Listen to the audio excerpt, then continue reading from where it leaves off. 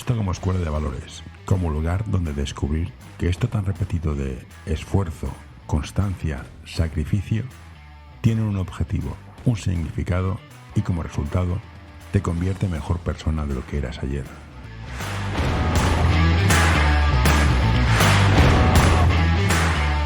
Hola Javier, gracias por apuntarte a hablar del podcast. Yo tengo estudios, te lo juro. El podcast. Tienes un perfil un poco distinto. Eres más, digamos, bueno, me he dicho, estudiaste criminología. Es que no sé ni cómo empezar, pues es un tema que es preocupante. Pero vamos a empezar a lo bestia. Los hijos de puta se esconden donde están las buenas personas. El caso de la Iglesia Católica. 4.000 o 400.000 casos de pederastia. ¿Hay mucho hijo de puta suelto en el mundo del deporte? Digamos las cosas claras. Ayuda a mantener este podcast en anorta.com/colaborar. Sí lo hay, sí lo hay. Y aparte que la magnitud de las hijoputeses, ya que tú utilizas ese término, es diversa, ¿no? Es decir, hay una graduación, ¿no? de esas acciones o comportamientos que perjudican al deporte, a los menores, a las familias, etc. De los casos más graves que acabas de referir, con el tema de los abusos a menores, a otro tipo de casos, ¿no? De maltrato psicológico o la mala praxis por parte de un club, por parte de un entrenador, etcétera, etcétera, ¿no? Es decir, el abanico de comportamientos antideportivos es tan amplio que llega de lo antideportivo a lo delictivo. Sí, hay una graduación extensa. O sea, hay comportamientos que son antideportivos violentos, otros que son antideportivos no violentos, otros que son constitutivos de infracción penal y otros que no lo son, ¿no? Entonces, en ese abanico convivimos todos. Hay que tener en cuenta que en el baloncesto base o en el deporte base en general estamos hablando de un ámbito gobernado por adultos, gestionado por adultos, pero los protagonistas son los menores de edad. Y en ese escenario también entramos a participar o a jugar un papel importante las familias. Importante porque sin las familias no habría deporte base. El deporte base se alimenta de las cuotas de las familias, de lo que pagamos las familias, como el que va a un gimnasio, etcétera, etcétera.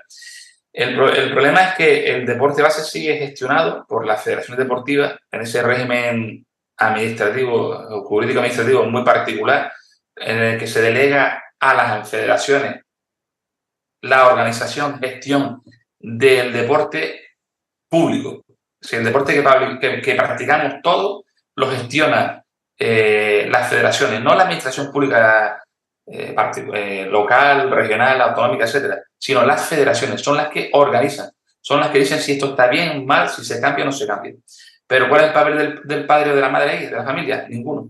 No formamos parte de las federaciones, no hay, a diferencia del ámbito educativo, no hay consejos escolares o consejos deportivos en el que haya representación paterna-materna.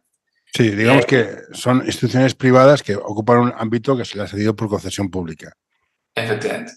Y bueno, ahí en ese contexto podemos hablar de lo que tú quieras. Vale, pues empezamos por lo básico. Yo quiero que mi hijo haga deporte porque es salud, le enseña valores, se pueden transmitir valores a través del deporte, la resiliencia, el esfuerzo, el compañerismo, patatín, patatán. Vale, tú puedes mirar como padre, llevarlo a un club que esté cerca de casa por comodidad, a un club con nivel por lo que sea.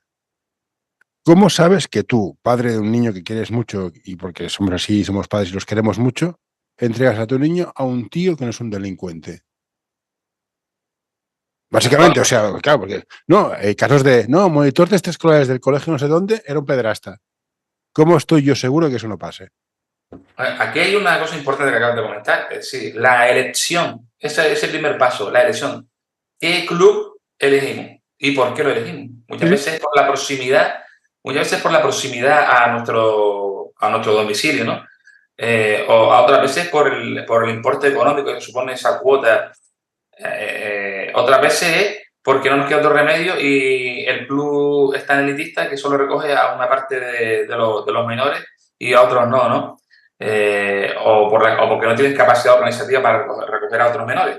Es decir, pero sí es verdad que esa primera elección es fundamental, es básica. La recomendación sería elegir aquel club en el que tú entiendas que están las mejores personas. ¿Por dónde pasa esto? Por conocer un poco a la directiva o a su presidente o a su director técnico, ¿no? O a su director deportivo. Porque al final el presidente, el director técnico, el director deportivo, como se quiera llamar, esa figura, es la que va a marcar las pautas y la política del club deportivo. Si tienes un presidente, si tienes un director deportivo con sentido común, con responsabilidad social, con humanidad, más allá de las ambiciones colectivas o personales que se pueda tener en lo deportivo. Pero si tienes una persona humanamente válida, entonces esa es la elección correcta, a mi juicio, a mi entender.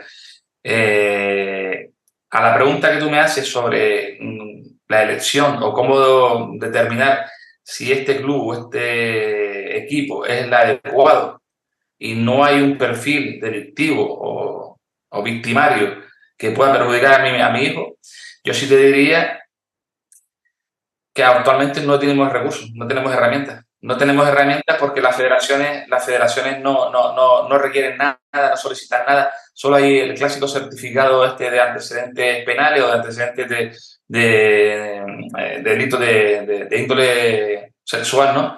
Pero eso se instauró de forma muy precaria y además no se actualiza, no hay un control detallado. Me estás alegrando el día. O sea, yo llevo a mi hijo a un sitio que no me puedo garantizar que el tío no sea un delincuente. Bien, vale.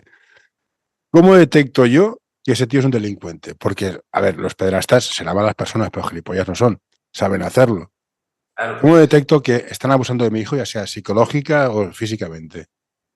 Bueno, solo tenemos una herramienta, ¿no? Que es ese certificado de penales, por así decirlo, ¿no? Sí, pero una vez pasa, una vez, mira, tienes un certificado de penales, pero no te han pillado nunca, eres muy bueno, vale.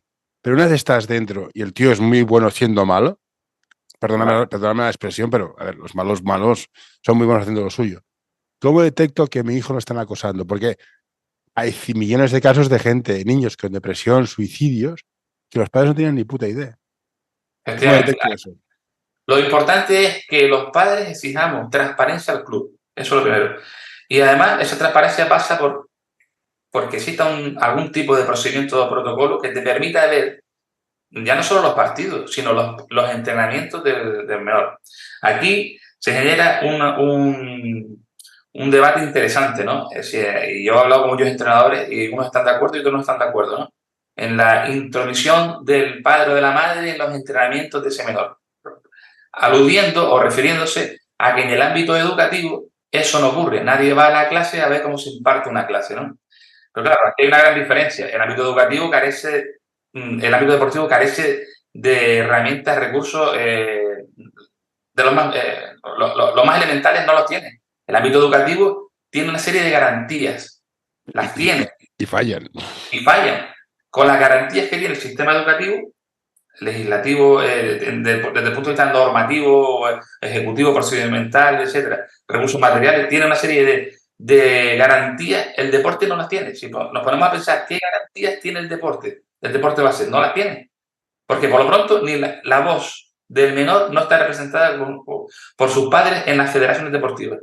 Que esa es una cosa importantísima.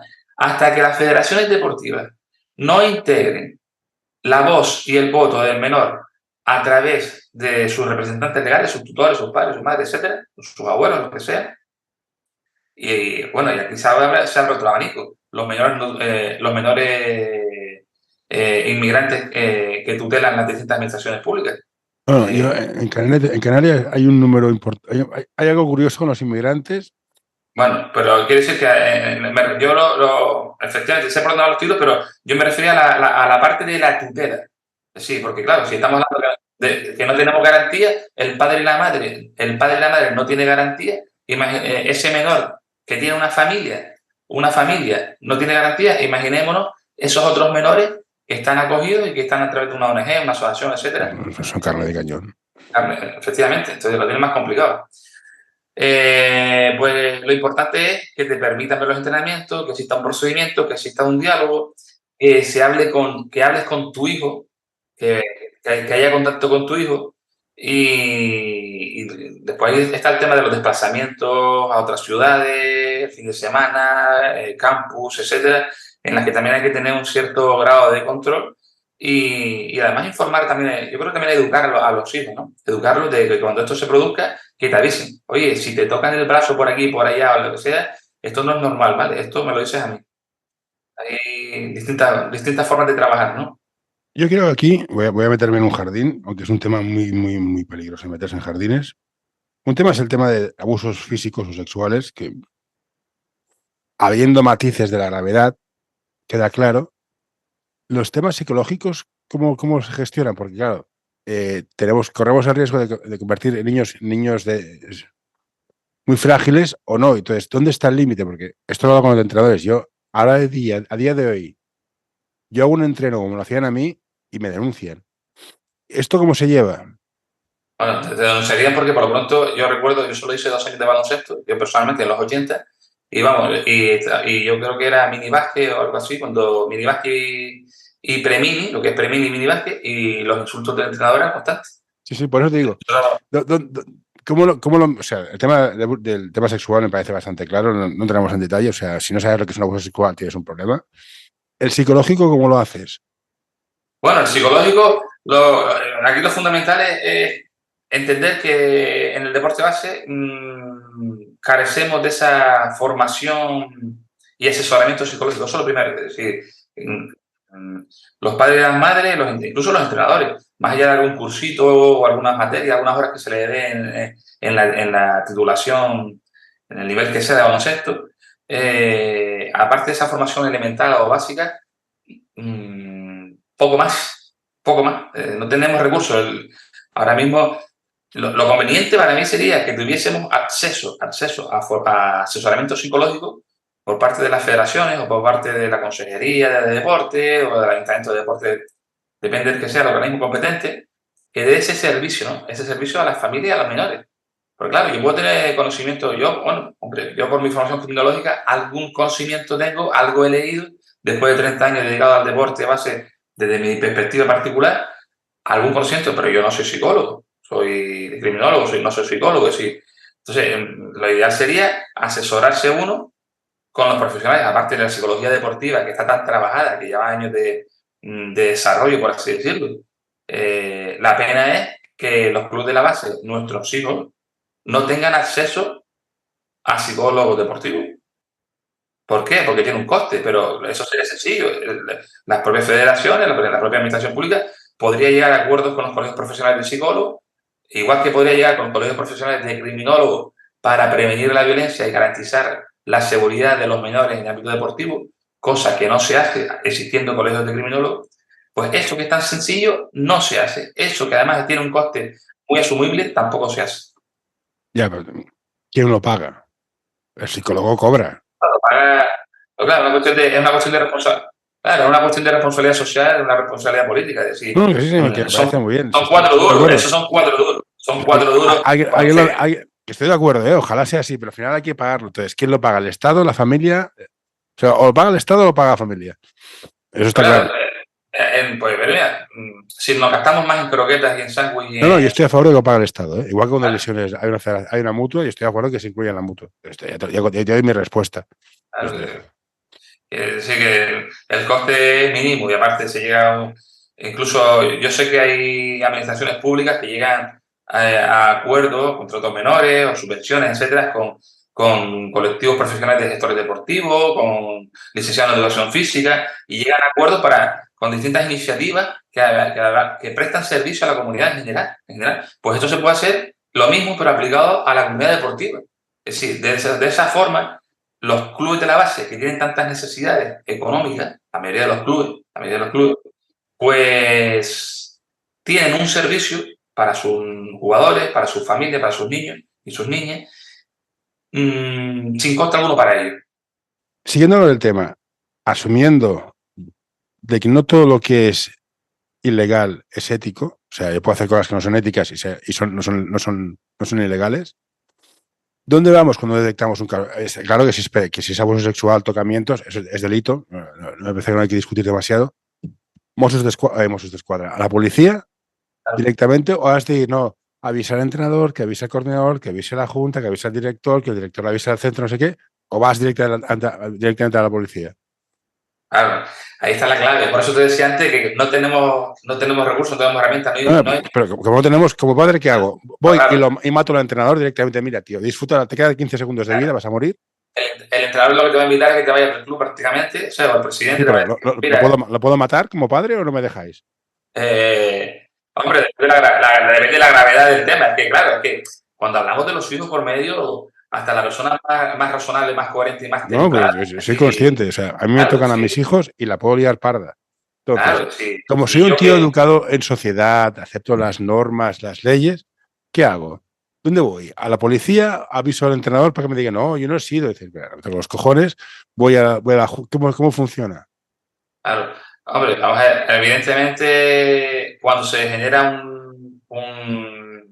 un incidente en el que entendemos que es grave, pues obviamente tenemos que utilizar los cauces formales y tirar de los agentes sociales oficiales, formales, para formular la denuncia, para exigir pues, el examen médico si es necesario, o psicológico del menor. O sea, básicamente policía. Hay que a la policía, informe médico y policía.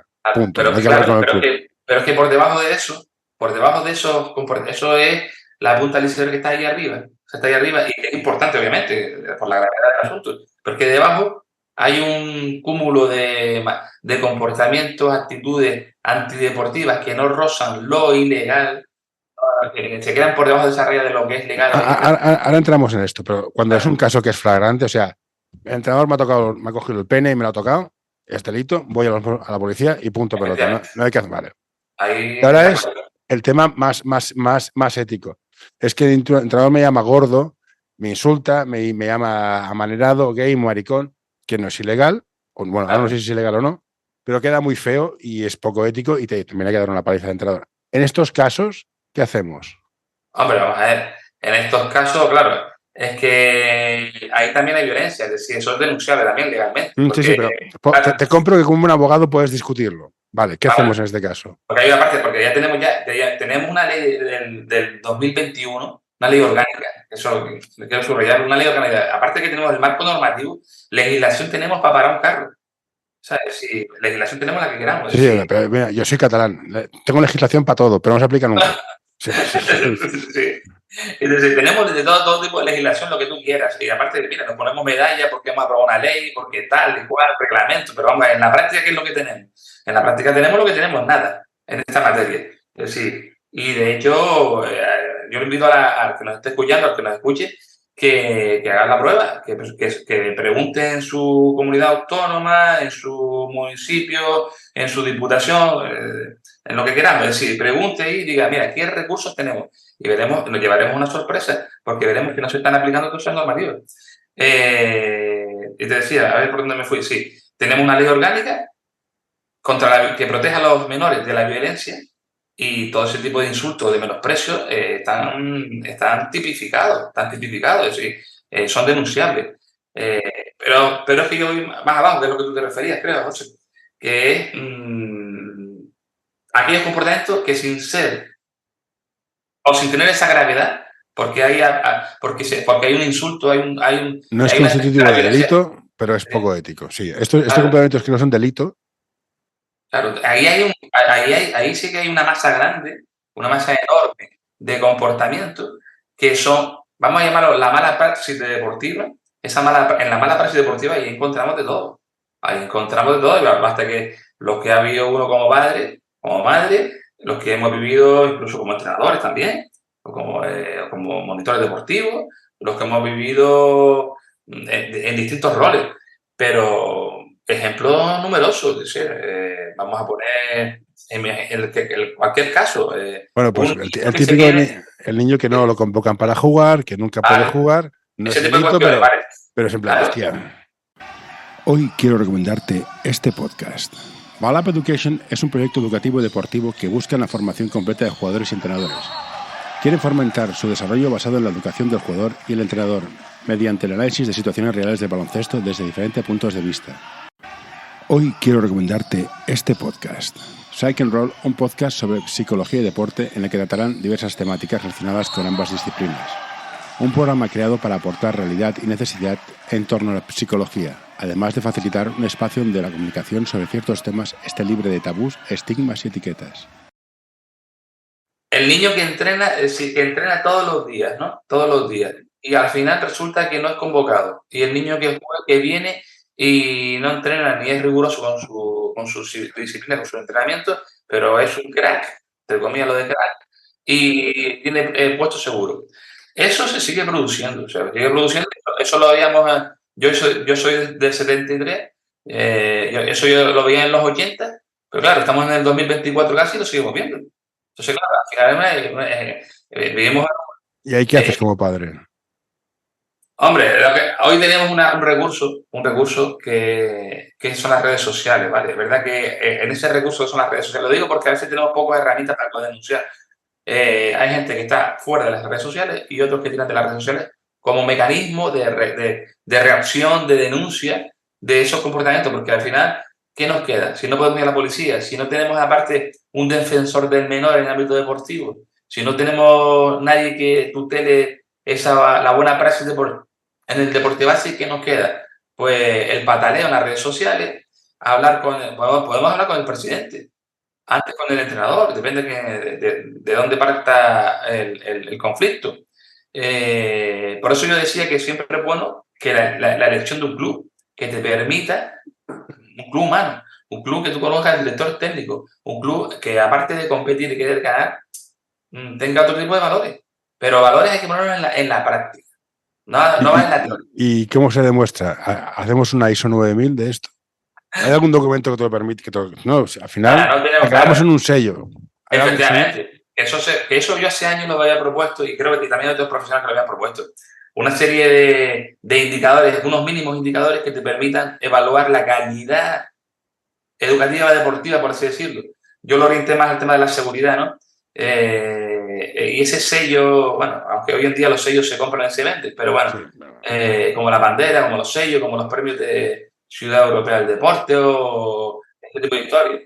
Sí, porque claro, está esa gracia, ¿no? Ciudad Europea del Deporte que ves por ahí, ¿no? A nivel, ese lobby que hay ahí a nivel europeo, y resulta que una Ciudad Europea del Deporte es una ciudad en la que resulta que tú no tienes ni lo más mínimo.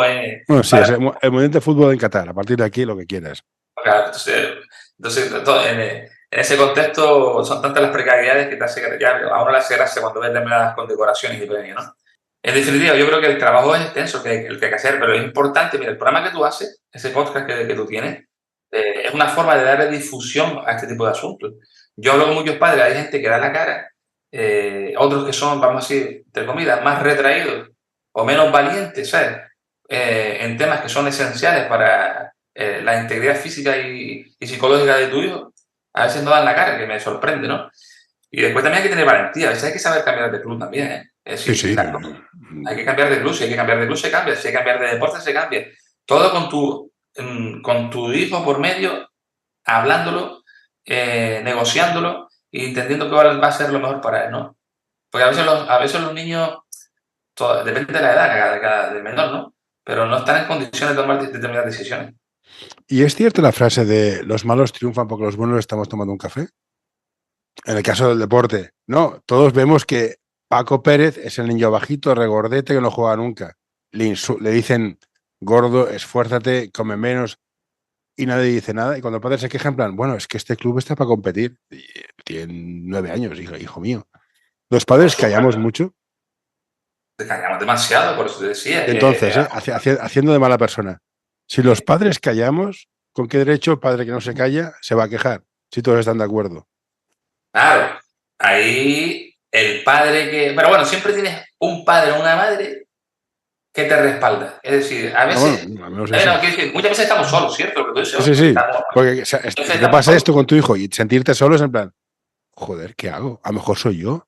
No sé, ¿sabes? Claro. Esa consideración que tú acabas de hacer, efectivamente se produce. Es así, es real. Sobre todo cuando ves que hay padres que mientras sus hijos jueguen, les da igual el resto. Les da igual si hay asistencia sanitaria correcta. Les da igual si la superficie del terreno de juego es la adecuada. Les da igual si los gritos del entrenador. Si su hijo juega y si hablamos de baloncesto, encesta, es un crack, coge rebote y está bien considerado, el resto le da prácticamente igual. Va a dormir de maravilla. Ese perfil de padres también lo tenemos. Después hay otros, ¿no? Hay otros que somos conscientes. Vamos a ver, efectivamente, a mí me encanta compartir el deporte con mis hijos, me encanta. Yo lo disfruto, siendo consciente hasta dónde va a llegar y lo que significa el deporte para ellos. Pero sí es verdad que el tiempo que pasamos o que pasan los menores en contacto con el deporte base son muchas horas, son muchos días, muchos meses y muchos años. Y tenemos la necesidad de generar entornos seguros y amistosos en el ámbito del deporte. Tenemos que preocuparnos por ello. Y esos padres cuando les ocurra, lo hemos visto, no abren la boca, no dicen nada. Cuando tienen el problema es cuando te mandan un WhatsApp, te mandan un mensaje, cuando lo ponen en las redes sociales. Oye, ¿qué me pasó esto? Ahora. Has tenido 4 años para quejarte. Sí, esto pasa, esto es así, o sea, bueno, sí, es que le falta dureza mental, está poniendo verde, ¿eh? Curioso. ¿Y visto esto? ¿Mejor quedarse en casa o no? No. Es que los que nos gusta el deporte, los que nos gusta ver, aparte de los retos, es que es realmente bonito ver a tu hijo, a tu hija, incluso a los amigos de tus hijos que tú has visto crecer, que tú has visto pelear con sus limitaciones, que tú ves enfrentarse a clubes a niños que son superiores técnicamente o físicamente, pero estás viendo cómo se van a estás viendo cómo se pelean, cuál va a ser su actitud ante la vida, ante un montón de contingencias o obstáculos que se van a encontrar en el camino, ¿no? A mí esto me encanta, es decir, si hacemos solo deporte para ganar, entonces no habría deporte. Es como muchas veces le digo, yo lo hablo también con mis hijos, pues mira, pues yo hacía deporte y yo era de los malos, por así decirlo, yo era del bloque de los malos, y yo quería seguir jugando, y si no jugaba me enfadaba. Y me da igual que en aquella época, en los 80, en Premini, no se cerraba el marcador, ¿no? Nos metían a 115 a 12. Y no había cuartos mínimos. Los No. 8 buenos jugaban todo el partido. Pero bueno, coño, que ahora hay muchas artimañas que también se joden, ¿no? Es decir, también el club tiene que saber elegir los entrenadores. Por eso decía, el club y el presidente tienen que marcar las pautas. El director deportivo. Tenemos una responsabilidad. El director deportivo, el presidente del club, marca la política del club. Y por lo tanto, es que le puede exigir a los distintos entrenadores en sus distintas categorías. Y ahí sí que hay un abanico importante, muy diverso de entrenadores, muy diverso, unos mejores, peores, unos más pedagógicos, con un perfil más pedagógico, otros más autoritarios, más competitivos. Pero bueno, tiene que seguir unos mínimos. Y esos entrenadores tienen que cumplir esos mínimos educativos, deportivos. Así es como yo lo veo, ¿no? No sé si... Perfecto, no me extiendo más, me parece perfecto, yo lo dejaría hasta aquí. Entonces, estemos atentos, apoyémonos unos a otros, los padres, al final que somos los que pagamos la fiesta, somos los padres. Y gracias por todo, Javier, ha sido muy ilustrativo. Gracias por confiar en uno, en la palabra de uno en este caso, en la experiencia de uno. Sinceramente, a mí me alegra que existan foros, plataformas como la que tú llevas a cabo. Me alegra porque al final dices tú, bueno, todos esos gritos que uno ha pegado, entre comillas, todas esas denuncias sociales, ¿dónde quedan? ¿Quedan en saco roto? No, al final yo creo que tu trabajo, el mío, el de otra gente en otros rincones de nuestro país, de nuestra región, de nuestro continente, etcétera, va sumando, ¿no? Va sumando. Pero sí es verdad que hay que ser un poco valiente, ¿no? Es decir, no nos podemos quedar en casa y asumir como normal lo que no es normal, ¿no? Y es importante para la familia. Lo normal es que tu hijo no vaya a llegar a la élite deportiva. Es lo normal. Es lo normal. O sea, utiliza el deporte como una herramienta. Y lo segundo, pagas un servicio. Pagas un servicio deportivo, como el que va al gimnasio. Tienes la obligación y el derecho, tienes el derecho a exigir calidad, que esas son las cuestiones. Tienes el derecho a exigir calidad. Y esa calidad, es decir, cuando estamos en un gimnasio, nosotros si tenemos un problema con una máquina de gimnasio, con la piscina, con lo que sea, pues seguramente pondremos una queja, hablaremos con el responsable y nos quejaremos. Y eso cuando ocurre en el ámbito deportivo igual. Pero insisto, aquí hay una clave importante. El padre, y me gustaría cerrar con esto, los padres y la madre no tenemos ni voz ni voto en la política deportiva. Y esa debe ser una exigencia fundamental en todos los niveles del deporte, desde el nivel amateur al del deporte base. ¿Dónde está la representación? Bueno, el nivel amateur, es verdad que son mayores de edad, vale, de acuerdo, pero también es verdad que hay juveniles por medio que son menores de edad. Yo en temas de menores seguro. Claro, entonces ahí es donde está sí, pero no hay una exigencia, hay que exigírselo. En el caso a nivel estatal, pues sería, bueno, sería nosotros al Consejo Superior de Deportes que marque las pautas o la Consellería, no lo sé. Pero sí es verdad que son todas las cuestiones, porque es fácil lanzar la pelota a las federaciones, no, son ellas, bueno, son ellas. Pero nosotros tenemos una responsabilidad social y política, que es exigir a las federaciones. Pero es que a veces, José, no hay ningún comunicado por parte de las instituciones públicas. Es decir, no hay una carta o una sugerencia. No hay una hoja de ruta, no hay una propuesta. Es decir, no se le dice a las federaciones, mire, entendemos que esto es lo necesario y por favor le invitamos que usted modifique su reglamento. Algo tan sencillo como modificar el reglamento para que los menores tengan voz y voto, no se da. No, ahí tienes toda razón. En todo caso, insisto, ha sido interesante conocerte. Es bueno saber que hay gente que se preocupa por estas cosas y espero que avancemos un poquito más. Claro que sí. Cuando tú quieras, aquí me tienes. Pienso que podamos. Un abrazo fuerte a la gente de Barcelona y de fuera de Barcelona para todo el mundo en la escucha. Perfecto, pues cuídate y nos vemos pronto. Venga, hasta ahora. Un abrazo. Adiós. Hey, what you doing there? Get away. No, don't you touch that. No, don't you pull that plug. No, hey, nurse. All right, I'm done.